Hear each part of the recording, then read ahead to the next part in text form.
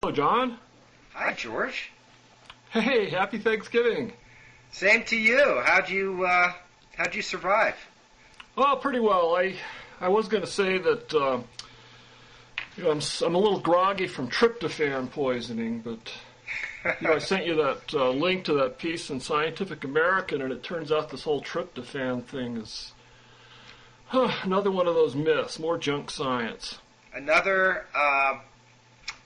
Another indication that everything we think we know is bullshit. Yeah. Wrong, anyway. Yeah. Yeah, so I guess the deal is that, turkey does contain this amino acid tryptophan, but so does almost any other kind of meat. And if I remember the article correctly, turkey doesn't particularly have more than other meats. And even worse for the myth, it doesn't really have much success crossing the blood-brain barrier because it's competing with some other amino acids for these little things called transporters that apparently, ferry you across the river Styx into the brain. Uh-huh.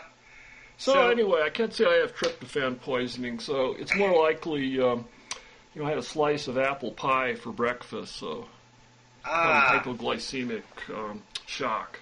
Well, I haven't had anything except for 3 heaping teaspoons of dried coffee and 3 heaping teaspoons of sugar, which is my usual breakfast.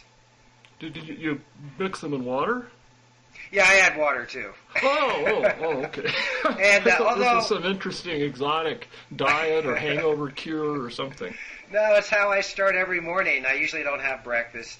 I usually don't either. That's refreshing to hear because I get a lot of criticism.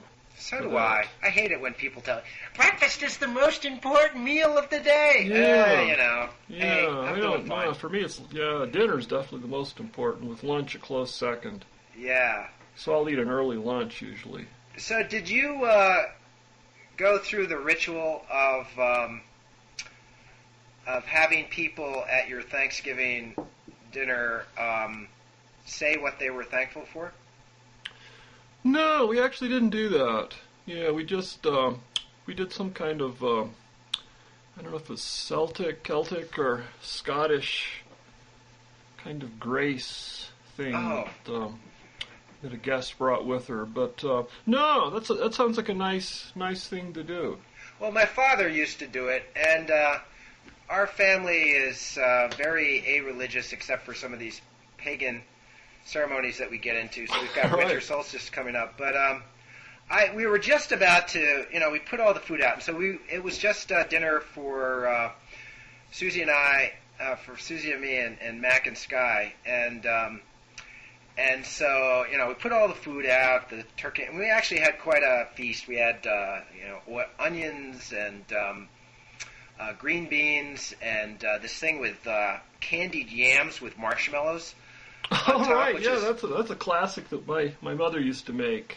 Yeah, Susie had this at her house when she was growing up, and it's great. Yeah, but then it goes along with the cranberry that comes out of the can, so it's in a big cylinder with ridges on it from the can. Yeah, we had the cranberry too. Cranberry is good to have because if you're not an expert in making gravy, which none of us are, then cranberry is a good substitute. But we were we're all, there at the table, and everybody's just about to dig in, and I just felt that, we needed to have some kind of ritual. So I said, how about we go around the table and everybody say what they were grateful for. Mm-hmm. And there's this sort of, it's just not cool to be earnest in my family. I mean, I've got a 13-year-old daughter, 15-year-old son, so earnestness is not hip, and actually the word hip is not hip either. So it was an ironic Thanksgiving. Well, I intended it to be genuine, but my daughter started, and she set the tone. She said what she's grateful for is that I just got her text messaging. And count your blessings. So then Mac said he was grateful for his PS3. He's had it for a while, but he gets what's his what? PS3 is the PlayStation 3. It's the yeah. the latest Sony. So they're the two big. There's the Xbox, I think it is, produced by Microsoft. Yeah. And then the other state-of-the-art competitor video game machine is the PS3, and they're they're pretty awesome machines. Anyway, so Max said that. Susie said she was grateful. I mean, she just came back from this amazing trip to Africa. She had she had a lot of perspective on the whole idea of gratitude. But in the spirit of things, she said she was grateful for an iPod port that I got her a while back that she can use for playing music anywhere in the house. Oh, okay. So what were you grateful for? I was grateful for, I said, I didn't want to mess things up by saying, I'm just grateful that I have such a wonderful family. So I said I was grateful for, I was grateful for a new Toyota RAV4 mini SUV that we just got, which is really a wonderful car, actually. Yeah, well, if it's a Toyota, probably so. But that's inspiring, John, I must say. But I was going to say, what it was a nice idea, though, for a ritual, especially in these troubled economic times. Yeah, being grateful for what consumer items that we can still afford. Yeah. Or being grateful that you don't have every bit of your money in the stock market. Yeah, well. Or that you didn't let your broker persuade you to invest in this really high-yielding thing called a collateralized debt swap. And that some corporation had now defaulted on the bonds and you had to make good on it. So. Speak for yourself. Actually, I have no idea. I just stopped watching after a while. Oh, me too. But let me ask... do you know today's called Black Friday? Pardon me? Today's Black Friday when we're recording this? Yeah. I think people talk about Black Friday like it's this thing that everybody knows about and they've been talking about it for years, and it's like Boxing Day after Christmas. Uh-huh. And it's when you go out to the mall and buy a bunch of junk that's on sale, and it's called Black Friday because it's supposedly the last chance the retailers have to get in the black for the year. Yeah. But I think I first noticed this last year, maybe the year before, but is this something that's always been there and I just didn't pay attention? I saw a reference to it. I think it's the biggest, it's supposed to be the biggest retail sales day of the year. And so when it's a bust, this will cause the Dow to plummet again tomorrow. Yeah, this year I think there's an extra weight of expectation on it to see if this Christmas season is going to be a total. It just seems like a really unfortunate name. I mean, I don't think most people associate Black Friday. I associate it with Black Tuesday and the crash of the market in 1929. And then there was I think it was Black Monday, which was the crash in, when was it, 87? 87, yeah. That when the market went down something like, 600 points in a single day, which at the time... it seems so horrible, and now that's just a normal fluctuation. Yeah, ho-hum. Yeah, of course, it's percentages that count, but, in that regard, I've just been reading this really great book that I should have read years ago. It's Volume 1 of Arthur Schlesinger's The Age of Roosevelt. God, you are so It's called erudite. The Crisis of the Old Order. Uh-huh. And I just wanted to understand more about the Great Depression, and it's just so interesting to read about. This is all, the first volume takes place, it's like a prelude to FDR's election and the New Deal, and the parallels are just so amazing to me. Yeah. It's anything that leads you to be hopeful that things will turn around quickly, or the opposite? Yeah, actually, because back then one of the big problems in retrospect was that Hoover's reaction to the Depression was that at first denying it, of course, and he made this quote that's just remarkably similar to one of John McCain's campaign quotes, that the economy's, in fundamentally sound condition. Yeah. And then his theory and his economic advisor's theory, to the extent you can say they had a theory, was that the way to get out of the Depression is we've got to balance the budget at whatever cost. Right. And raise taxes and balance the budget. So, it was really a huge delay of years before, they realized or really got geared up to do government spending and all the Keynesian stuff that really seems to have worked. I mean, I'm sure there's counter arguments to that, but so I think the fact that we have our Hoover out now and our FDR in, is maybe a reason to be hopeful. And also another reason is FDR was a great president and all that, an interesting person, but he really wasn't terribly intellectual. Really? In the sense that I think Obama is. Yeah, I mean, he had his so-called brain trust, Raymond Moley and Rexford Tugwell and these people. So I'm a little optimistic. But another thing, actually, what I wanted to read you this quote from the book. This is from sometime in the 1920s, and see if you can not guess who. Well, I'll just read it. So this person was quoted as saying about the economy, "What underlies ruthless competitive methods? The desire to supply the public with better goods at a lower price? Is that the moving, impelling force? Nonsense! Competition," he said, "was simply a struggle for power at the expense of everyone else. The entire path of our industrial progress is strewn with the white bones of just such competition." So I'm reading this, and then they identify the speaker as George W. Perkins of J.P. Morgan and Company. Uh-huh. A capitalist with a conscience or that's what I thought at first, and then it turns out things were sliced in an interestingly different way than now, kind of across the grain. So he was making this argument, and then he goes on to lambast the Sherman Antitrust Act, saying the great thing about trusts and monopolies is that you got rid of this destructive competition, and that our economy and government was so advanced now that competition was this primitive caveman thing that we had to get rid of, so we should encourage the formation of trusts. Mm-hmm.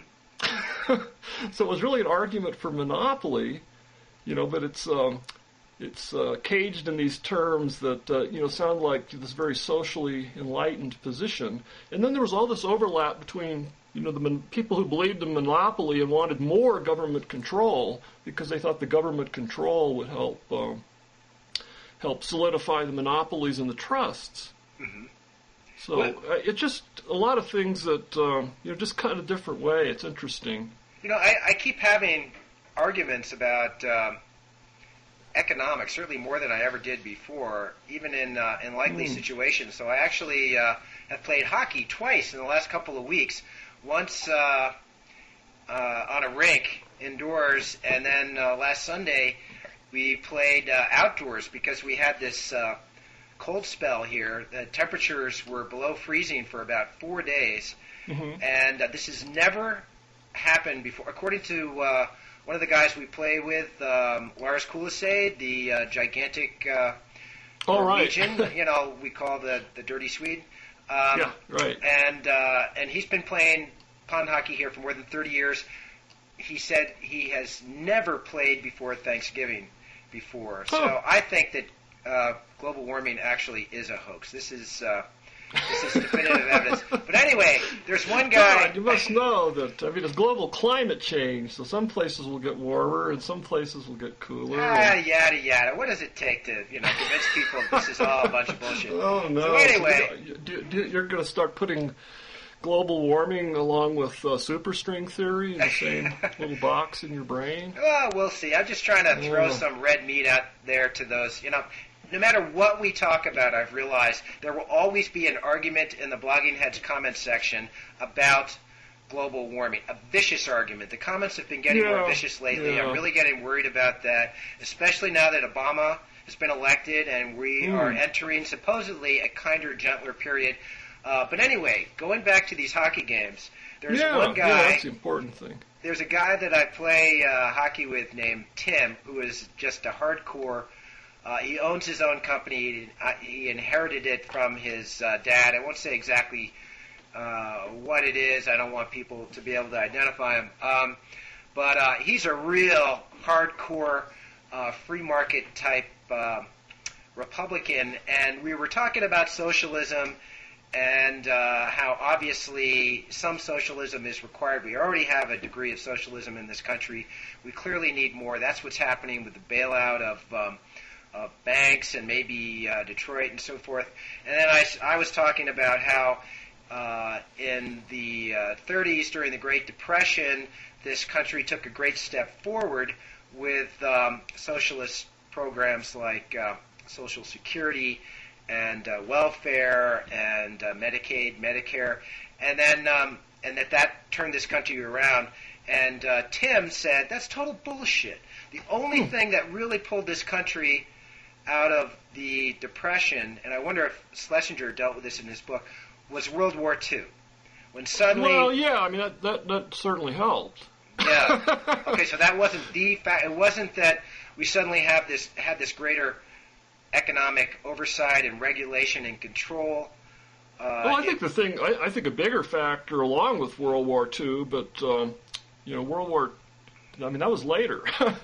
But initially, I think a much more important factor was just this massive deficit spending by the government and public works programs like the WPA and just ways to put money into people's hands so they could buy goods again. Yeah.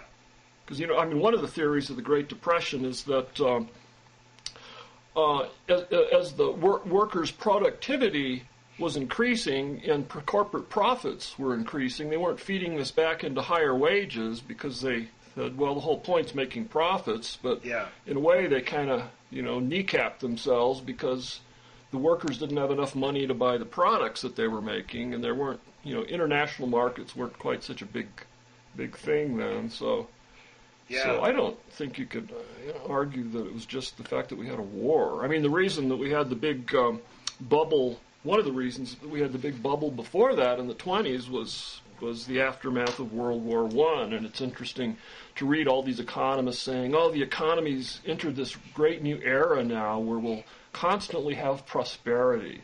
Yeah. Again, just all these parallels. It just, you imagined, like Alan Greenspan saying that all the complex financial instruments and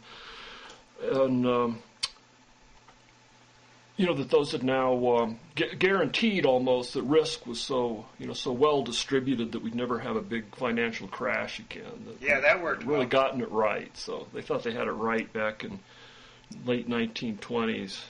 Well, the one thing that I hope that they really do, and Tim was even arguing with this. He gave me the standard line about how horrible socialized medicine is in England, and I told him my brother is an investment banker over there and can certainly afford private doctors, but he chooses to use the National Health Service or whatever it's called because it's so efficient, absolutely no paperwork. There are no long lines, at least for sort of ordinary medical problems. But I think obviously we just have to we have to have some kind of socialized medicine in this country because that's what's killing a lot of these companies, and it's such a huge area of uncertainty now for big businesses, and this is a big factor in Detroit for small businesses, for freelancers, and I used to be a freelancer, and the health insurance was just killing me, and there was just no way to control those expenses. You're at the mercy of the market, and the market was driving the prices up by 20% a year. Yeah, so, and then if you free up that money that people are, if someone's paying $600 to $1,000 a month for health insurance, which is not at all uncommon. Yeah, and you free up that money to, buy neat stuff like Sony PlayStations. Consumers are the engine of the economy, they say. So, and it means that people are sticking with jobs that they don't like or not taking risks, creating their own small business. Just for that's true. So it dampens the entrepreneurial spirit. There you go. Yes, it's actually more Republican, more in the spirit of free market capitalism to embrace socialized medicine. Yeah. That might have gone over back in the 30s. It's just interesting. Republicans were not. There was not this government. Well, there was definitely the populist stream, like with Robert La Follette and things, and they kind of hovered between the Democrats and the Republicans, and there were populist tendencies in both parties. But Republicanism, from what I can see, wasn't nearly as identified with this anti-government kind of right-wing Yahoo stuff that it is now, and you get someone like Hoover, who's not one of the great popular, in retrospect, considered one of the great popular presidents, and helped probably exacerbate the Great Depression with his tight money policies. But you go back to and look at Hoover and compare it with George W. Bush, and it's like he's just the most subtle, refined intellectual, a true cosmopolitan and a very intelligent man. Yeah.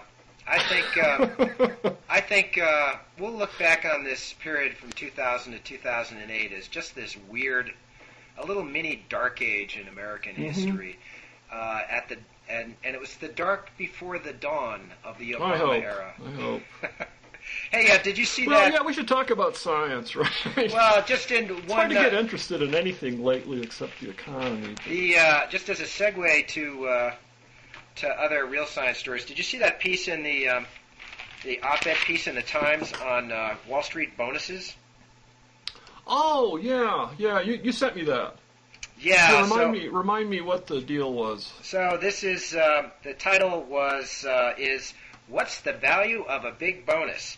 And it's written by a guy named Dan Ariely, a professor of behavioral economics at Duke, and he's one of this new class of scientists who think about how, or have done research showing that human economic choices are often not rational. Mm-hmm. And as if we needed to be told, one of these things, like this Tversky-Kahneman stuff. Yeah. Scientists discovering the obvious once again.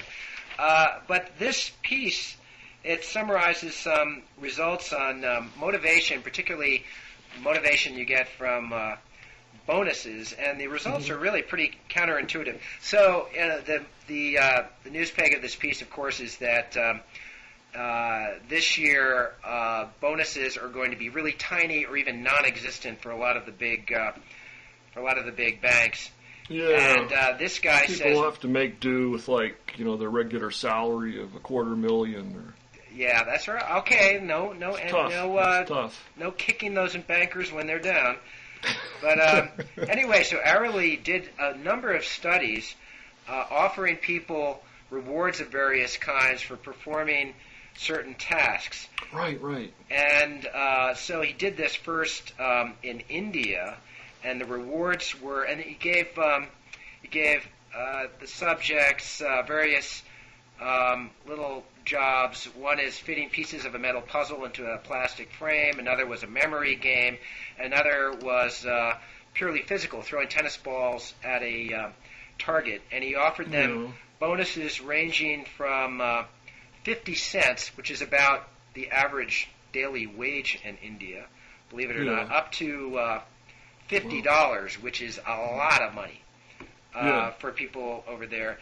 And they found, what do you think? So the 3 different bonuses for different performance, and what would you expect the results to be? Yeah, well, you've already told me it was counterintuitive, so I know I know what I expect will be wrong. But yeah, of course, people supposedly believe that the bigger bonus is going to result in enhanced performance, but right? They found that the people who were offered the biggest bonuses did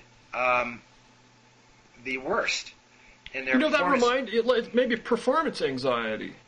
Yeah, well, that's basically it sort of what it reminded is. me of that prayer study that the Templeton Foundation did, where they actually found some slight evidence that patients who were prayed for, cardiac patients who were prayed for and knew they were being prayed for, did slightly worse than the control group. Yeah, because There's all this pressure to get better. Right. Which makes you wonder, though, about the placebo effect. I mean, the human mind is just so strange. Yeah. But they also... I don't think I ever really, when I read about these Wall Street bonuses, it never really struck me that the main purpose was to encourage better performance. It was just kind of, the spoils of this, the spoils of war on the financial marketplace or something. I would assume, though, the people who are, the partners who are deciding how much to give associates and people sort of lower down are expect that this will be a motive. I guess, but they're also kind of buying them off so that they don't revolt at the fact that that the partners are giving themselves bonuses with an extra 0 or 2 on them. So yeah, it's just all this kind of there's all kind of colluding to pump all this money out of the economy, by puffing it up with these strange, abstract house of cards financial instruments, skimming off as much as they can as quickly as possible in the way of bonuses, and then knowing when it collapses, the federal government will have to step in and do something about it. Except for Lehman Brothers. Yeah, right. Yeah, back to the economy again. We rescued that was them. It was an interesting article. There was also another a related experiment where they looked at the effect of scrutiny on job performance, and this seems more obvious, but people who were being observed while they were trying to solve various puzzles performed worse than if they weren't being watched at all. Yeah, I mean that seems to fit right in, because I would think that really knowing that you're knowing that you're eligible for a big bonus if you do really well is going to create the same kind of anxiety as being watched. Yeah. I mean, in a way, you're watching yourself, or you're being watched and being judged because they're going to decide whether you get the bonus or not. So, in that way, it's not too surprising. Yeah. It's, anyway, so I think, actually, there's a funny kicker to this. The guy says, when I recently presented these results to a group of banking executives, they assured me that their own work and that of their employees would not follow this pattern. Right. I pointed out that with the right research budget and their participation, we could examine this assertion. They weren't that interested. Again, kicking the poor bankers when they're down. Yeah. All right, so what else have we... Yeah, well, maybe, I don't know, is there some hardcore science? Oh, well, yeah, there was Matter a piece by my friend Dennis Overby. Yeah.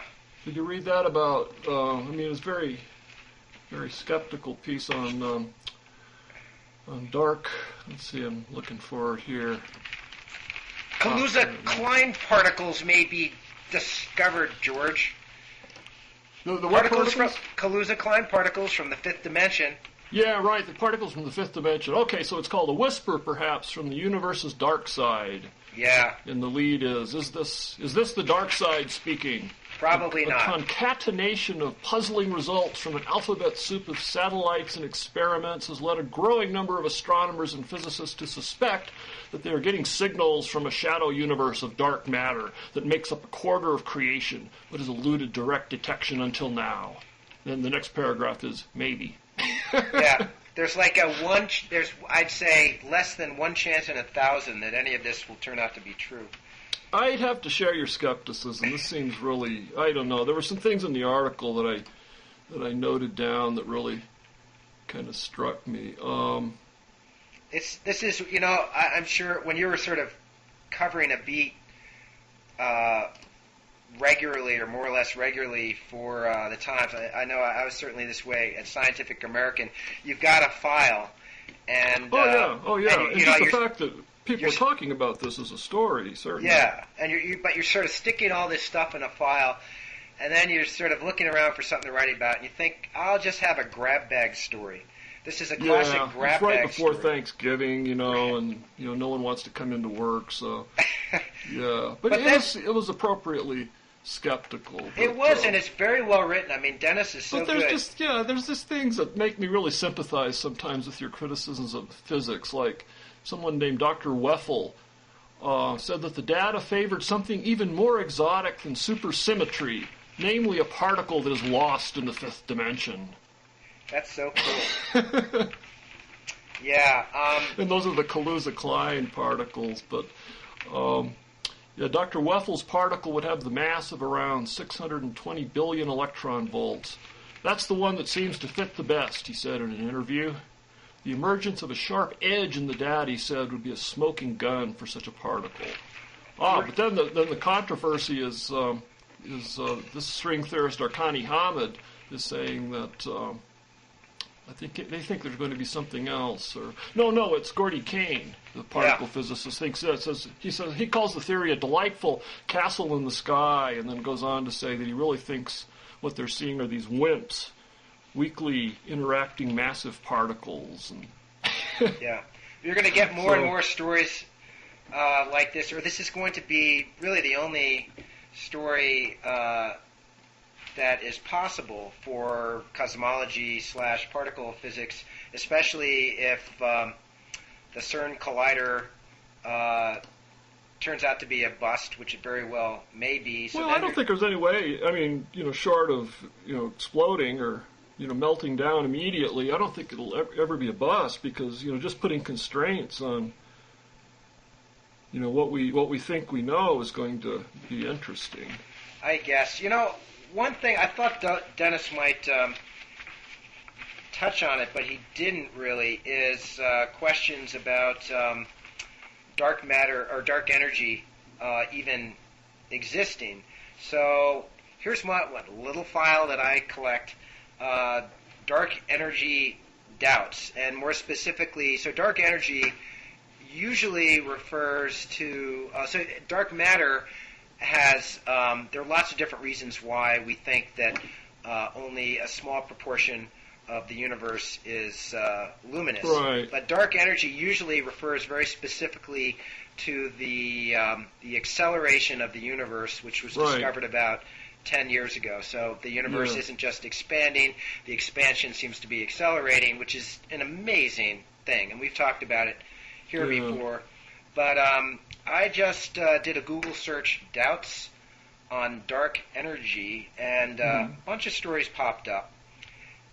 There's one in particular, this is printed in something called Cosmos magazine last spring, and it talks about doubt. So that the reason that the discovery of the acceleration of the universe is based on these studies of type 1a supernovas, which are supposedly standard candles. In other words, if you see this type of supernova, you know exactly how bright it is in absolute terms, and so its relative brightness is a measure of its distance, and you can use these to measure the distance from us to these distant galaxies, and get a measure of the rate at which they're receding from us, and it's basically a survey of these type 1a supernovas that led to the discovery, supposedly, of the acceleration. There's a lot of wiggle room and that kind of thing. Well, yeah, so according to this article, there are not all type 1a type 1a, here's some real hardcore science. A type 1a supernova, as I'm sure you know, is created by a white dwarf that exceeds a very specific limit that was discovered by the great Indian astrophysicist Chandrasekhar about 60 or 70 years ago. Right. So when the white dwarf gets past this limit, which is about 1.4 times the mass of our own sun, then it explodes. Of its own. Yeah. It becomes so dense it collapses under the influence of its own gravity, becoming denser, and you get this positive feedback, and then you get a singularity, right? Yeah, and the whole thing goes boom, and so and so that this type of supernova has exactly the same you don't mass. get a singularity; it explodes. Yeah. But if you don't get if it doesn't explode, you can collapse into a singularity. Well, there's a black hole. There's a black hole left after the supernova explodes. There's a black hole left. But anyway, the explosion itself is created by the same size star, the same mass every time, supposedly. But according to this article, there have been some type 1a supernovas discovered recently that don't fit the model of the Chandrasekhar calculations, And so this might not be a reliable standard candle. Now, this is... No, that's interesting because just the other week, in fact, the reason I had to miss our last session, forgot to put it on the calendar, I was giving a talk at Harvard College Observatory for a seminar, or a symposium, I guess it's called, that they had on Henrietta Swan Leavitt. Oh, wow, and it was that's the 100th great. anniversary of her discovery of the Cepheid variable relationship, where you have these pulsating stars, and the rhythm at which they pulsate or blink is correlated with their inherent brightness, so you can use those as standard candles, and it's basically the foundation of our whole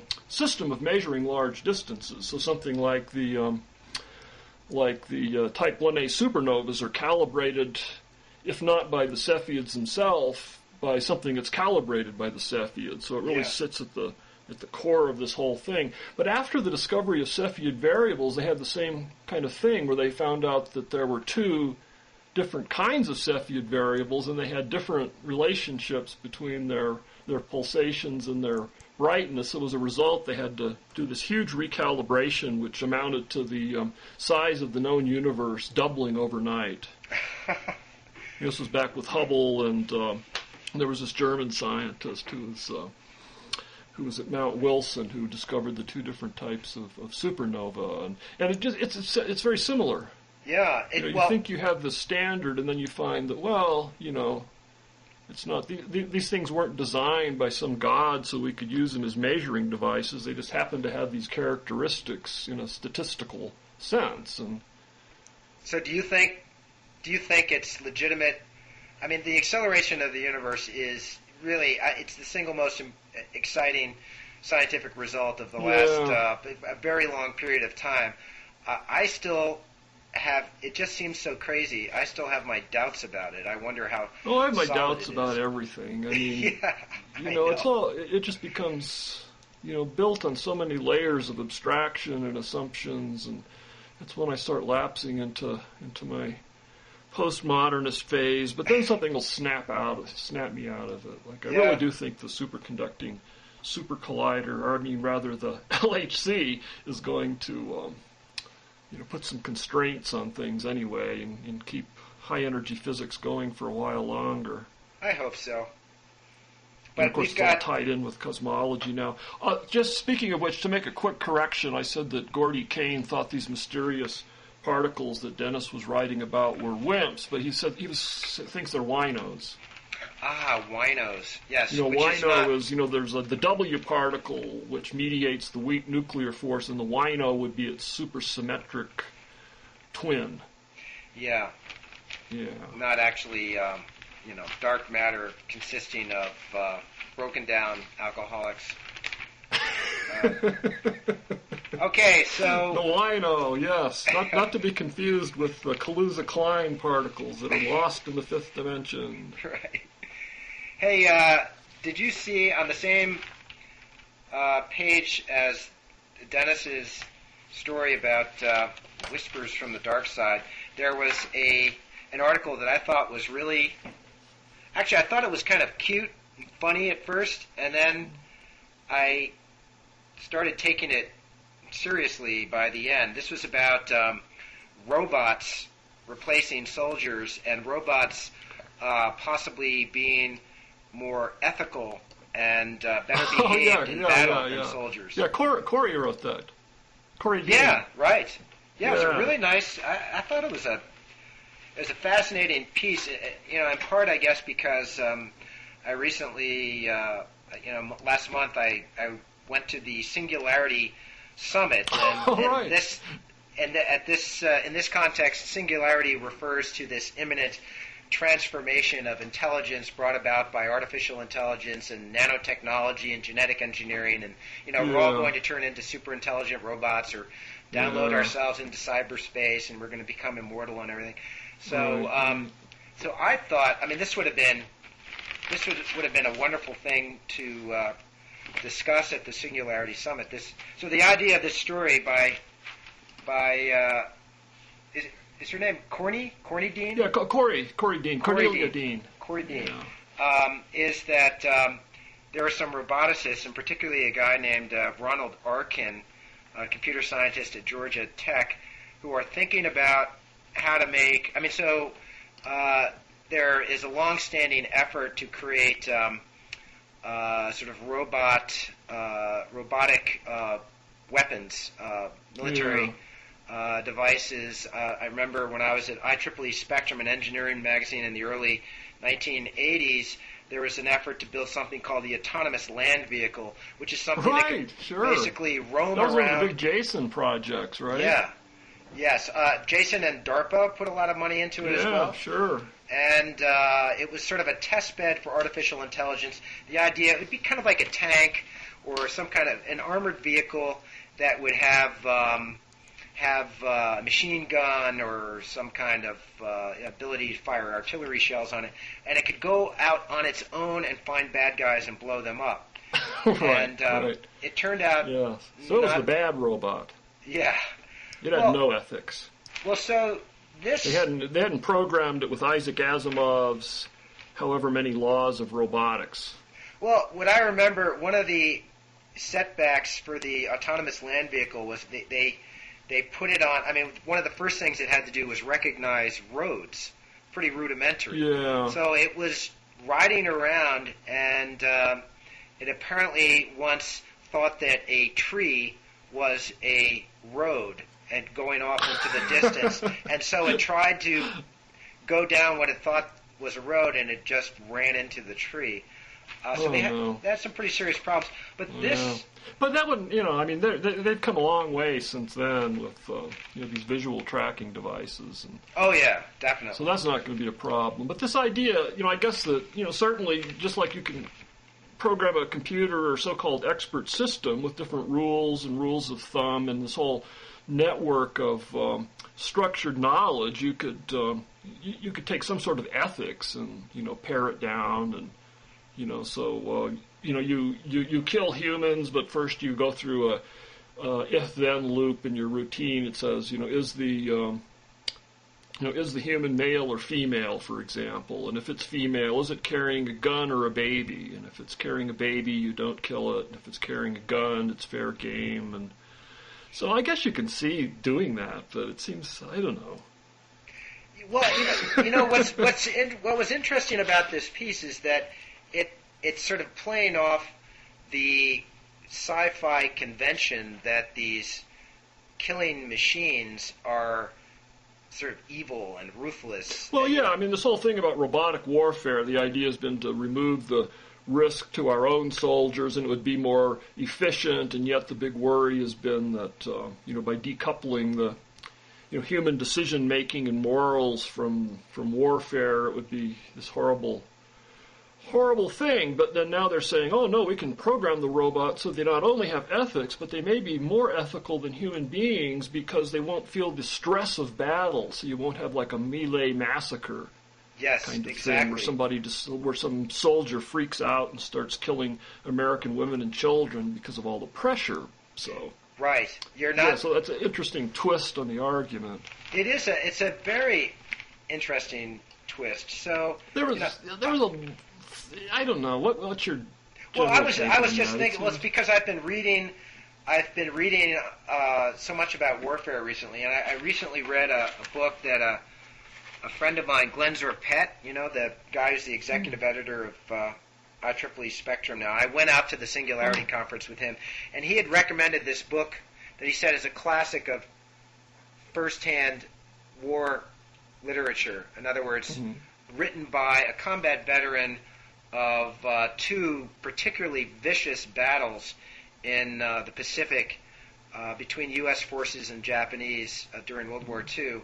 It's a guy named E.B. Sledge, and this is this basically decent guy, and he says that most of the men he's fighting with he thinks are decent, but he just said that after a while you hate the Japanese. And you want just not to kill them, but you will... he said he never did it himself, but he described seeing colleagues, other soldiers, mutilating Japanese soldiers, and the Japanese also mutilated American soldiers. And it's natural because you see the enemy as inhuman. You feel absolutely no compassion for them at all. They it's kind of the routinely only shot. way you can do the job of being a soldier, I'm sure, And so, on the front lines. when I was reading this piece, I thought that a robot wouldn't feel fear. It wouldn't feel, but what's more important for sort of war crimes and ethics, it wouldn't feel anger. It wouldn't feel grief, which leads to a desire for vengeance. So in some of these cases of atrocities in Iraq, you've got a group of soldiers, some of whose buddies have been killed by Iraqi insurgents, and then they just go berserk, and they just start killing Iraqis wantonly without regard for whether they're women or children or combatants. So you think it'd be better to replace them with these Terminator-like, Arnold Schwarzenegger, cool, dispassionate killing machines? Yeah, well, when you put it that way, it doesn't sound like such a good thing. But, that's the idea of it. I think, of course, I want there to be an end of war entirely. Right. But it seems to me, and maybe if we go to robotic wars, that will just perpetuate war. Seems like it would, because it would make it less unthinkable. Yeah. Yeah. Oh, and it's I don't know. There was something that really struck me very strange about this guy, Dr. Arkin.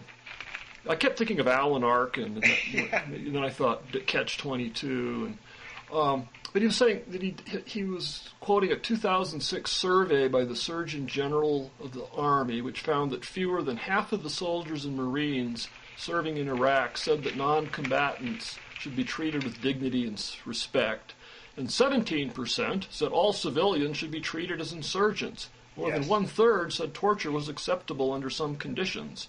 Right. Then I kept expecting the next paragraph to be, in a similar study of robots,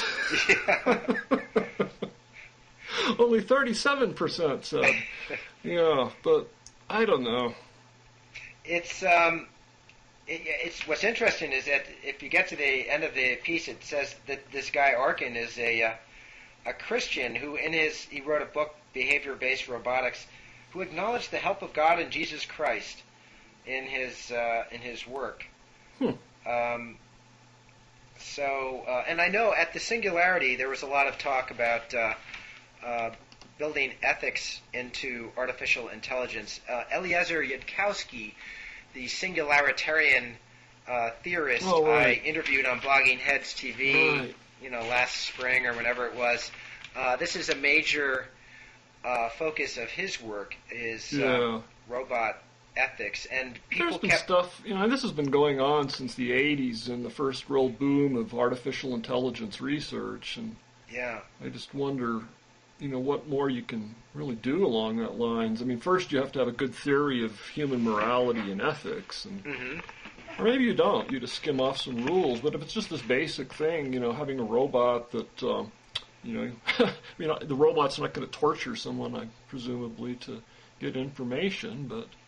Well, it was interesting. The piece also came up with some very specific. So, how do ethics play out in real-world scenarios? And one is, as you said, distinguishing combatants from civilians, and a mother holding a baby presumably is not a combatant. When I was thinking that I heard Marvin Minsky recently give a talk on AI, and he said that it was still difficult for computers to distinguish cats from dogs.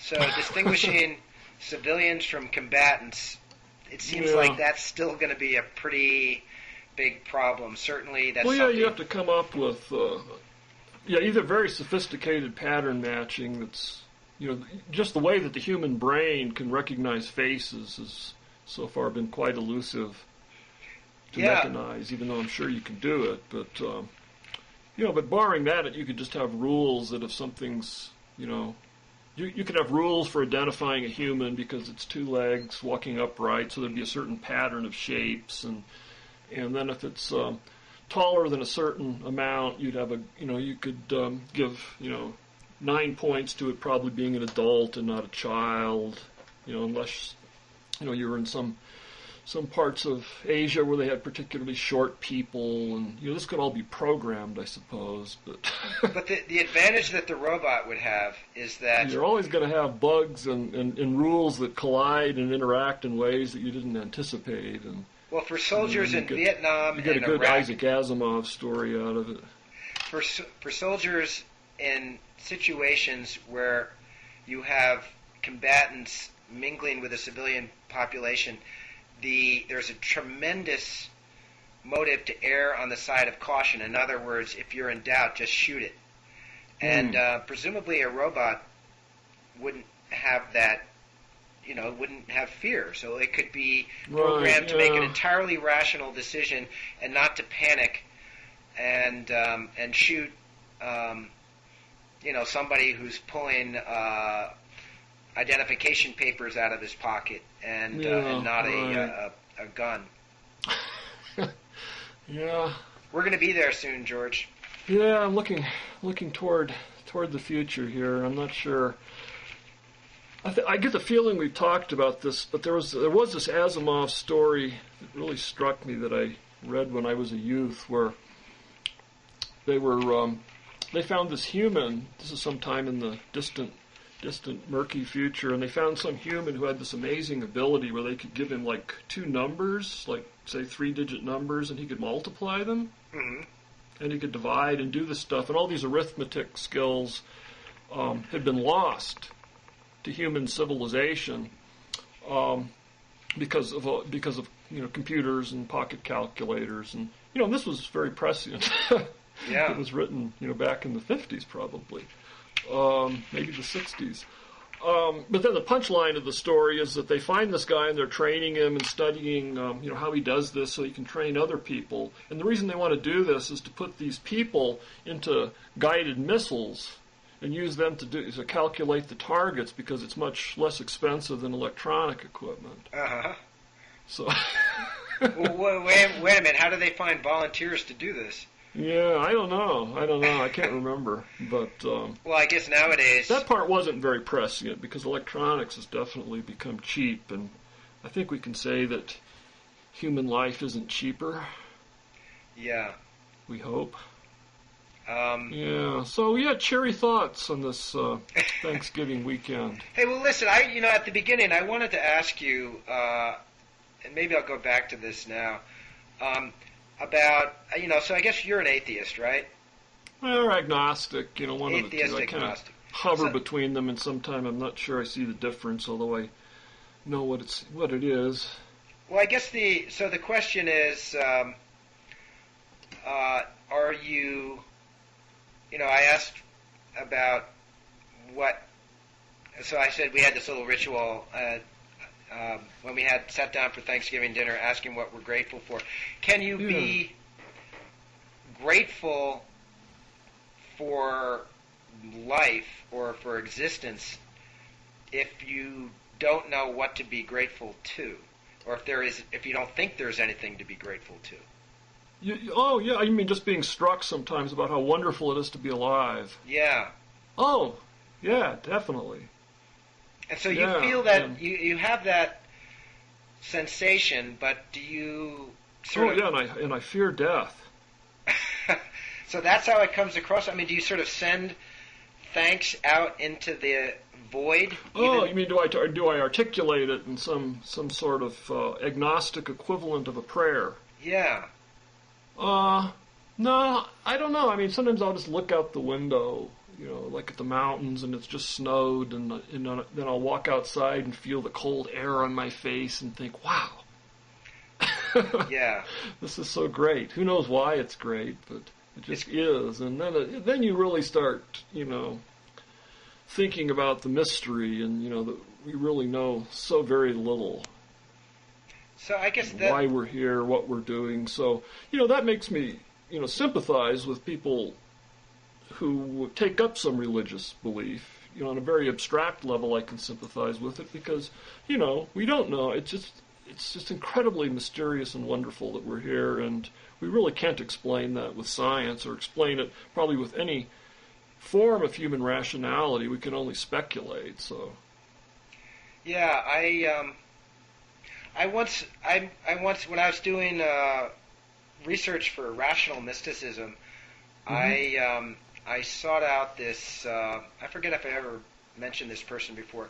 I wanted to find a Christian mystic. I spoke mostly to sort of Buddhist and quasi-Buddhist and quasi-Hindu mystics, but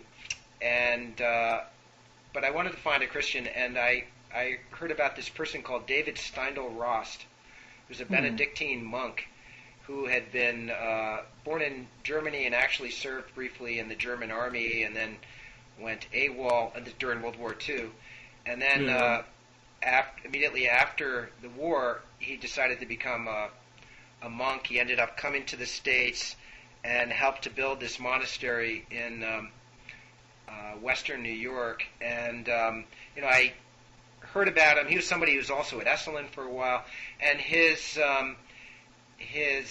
great teaching was gratitude. That is the most profound, natural, spiritual impulse, that you should feel grateful for being alive.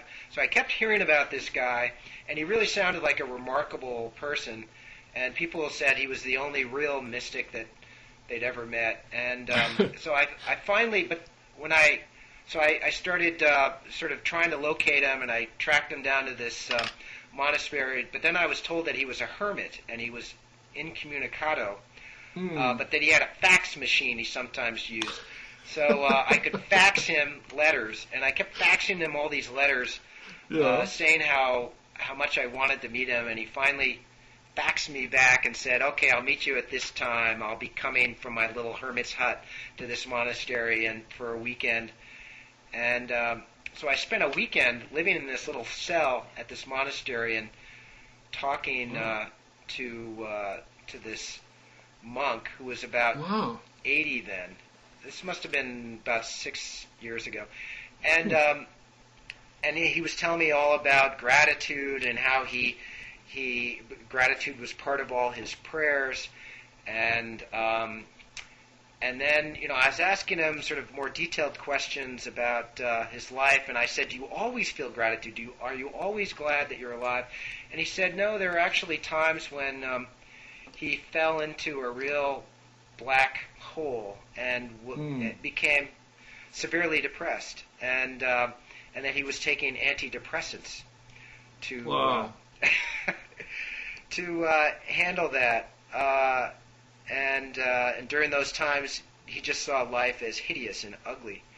And it really knocked me for a loop, because before he said this, I was thinking, here's a real spiritual master, and somebody who's what's the point of going to all the great effort of being a mystic and living in your little hut with your fax machine if you don't feel beatific?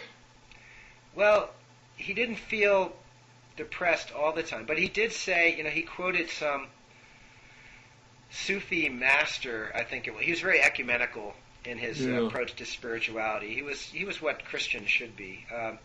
He thought there are many paths to truth, but he said that he talked about this a myth, I think, that occurs in lots of different traditions. There's this master who lives in the desert, and there's some seeker who is trying to find the secret of life, and he seeks out this master who supposedly has reached the pinnacle of enlightenment, and the seeker finally sits before the master and says, Master, what's the secret to spiritual peace? And the master says, there is not a day in my life when I have felt peace. That was his teaching. I'm sorry, this is kind of a downer, isn't it? Yeah. Kind of Zen koan-like. Maybe the only way to reach peace is to cease trying to achieve it.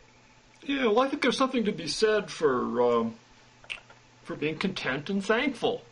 Yeah. Just as we started this conversation talking about, because, it's really, I think I do better better at that every year, of just being very content with what I have. Not content enough that I'm just going to sit back and not do anything and live in a cell, but just feeling like it could be a lot worse. You got a lot to be thankful for, George. Yeah. No, I love being a writer. I love living in New Mexico. I love going out and hiking, and I love reading books. I love writing them, and I love the fact that I can make a living at this, and not have to go work in a factory or something. Yeah, or on Wall Street. Yeah. So then whenever, you hear about someone who makes a lot more money than you do, and you think, you might feel jealous, and then you think about it, and then you think, God, it's just that your standards are already so high, the fact that you have a basically good life, and then you hear about someone who seems to have, a slightly better life, at least if you measure it in money. Yeah. And then you go, but then you think, wait, come on, have some perspective. That way madness lies. I think both of us are extremely fortunate in that I guess what I'm most grateful for is that I've been able to make a career out of basically asking myself the same sort of ridiculous, unanswerable questions that you ask yourself when you're a freshman or sophomore in college, and then you grow up and you leave those silly questions behind, and you and I still ask those questions and kind of plink around the edges of them, and we get paid. Not a lot, but we get paid. We make a living out of doing this, and that's pretty good deal. It's count your blessings time. Yeah. All right, we can't do better than that. Maybe we should end here. Yeah, I know. Otherwise, we might get down into another, downward spiral here with, robot wars and, or dark matter invaders from another universe or something. Oh, so we should do this again real soon. Yeah, sounds good. Through the holiday season. Yeah, I'll generally be around. I'll be gone for 1 week next month, but we'll coordinate all that. Sounds good. I look forward to it, George. Okay, John. Happy Thanksgiving again. Same to you.